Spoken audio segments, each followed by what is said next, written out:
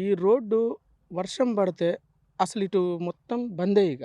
మా ఊరికి చెరువు మాదరం వెళ్ళాలి, అటు నుంచి వల్లాభి నుంచి వస్తారు, చాలా మంది వస్తారండి. ఇప్పుడు రాయగూడెం వచ్చేసి, వల్లాభి వచ్చేసి, ఇక్కడ బాణాపురం వచ్చేసి, మంగాపురం తండా, చిన్న తండా, చాలా 4-5 ఊళ్ళు చాలా ఇబ్బంది అవుతుందండి.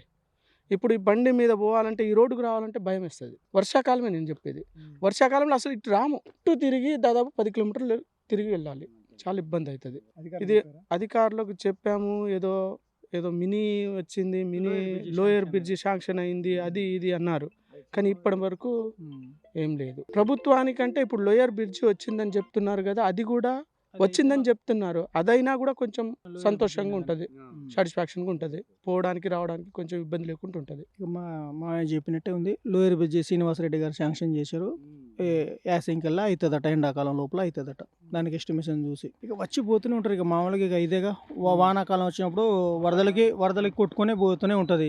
కాబట్టి లోయర్ బ్రిడ్జి శ్రీనివాసరెడ్డి గారు శాంక్షన్ చేశారు. ఇక శాంక్షన్ చేశారు, ఇంక మనం ప్రత్యేకంగా చెప్పింది అవుతుంది. ఇప్పుడేగా బడ్జెట్ శాంక్షన్ అయింది. ఇక దాన్ని బట్టి ఇక వాళ్ళు వచ్చి ఇంతకుముందు బడ్జెట్ అనేది సరిపోలే. దీనికి ఏంటంటే కొద్దిగా హయ్యర్ బ్రిడ్జ్, పై లెవెల్ బ్రిడ్జ్ అడిగారు. ఇక్కడ అంత రోజుకు మనకు అంత సౌకర్యంగా పోయే లారీలు ఏం లేవుగా, అందుకని ఒకటి ఆగింది అది.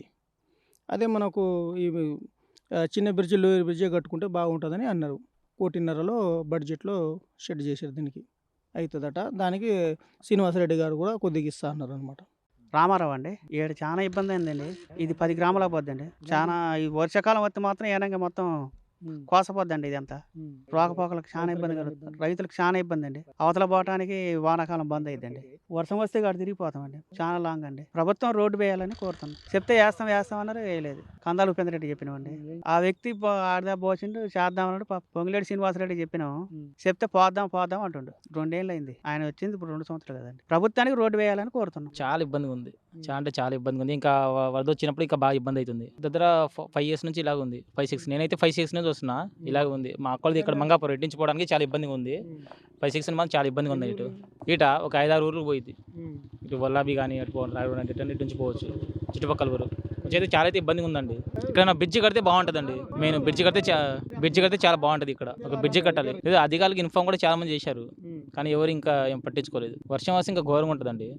అసలు మొత్తం భూకంపం వచ్చినట్టే, ఇక తుఫాన్ వచ్చినట్టే, ఇంకా గొప్పం వచ్చినట్టు ఉంటుంది. ఇక మనం రాలేమో నడవలేము కూడా, వాళ్ళు దూకి సావడం తప్ప. చాలా మంది బండ్ల మీద నుంచి పడ్డారండి. ఇక్కడ పోయేటప్పుడు చాలా మంది బండ్ల నుంచి కింద పడ్డారు చాలా మంది. ఎందుకంటే ఇటు చెరువు మాదరానికి, ఇటు మంగాపురానికి, ఇటు చిన్నతన్న కానీ ఇటు పోయే మంచి దారి, ఇది మంచి ఫెసిలిటీ ఉంటుంది. షార్ట్ కట్గా మంచి పోవచ్చు రావచ్చు. ఏదైనా సరుకులు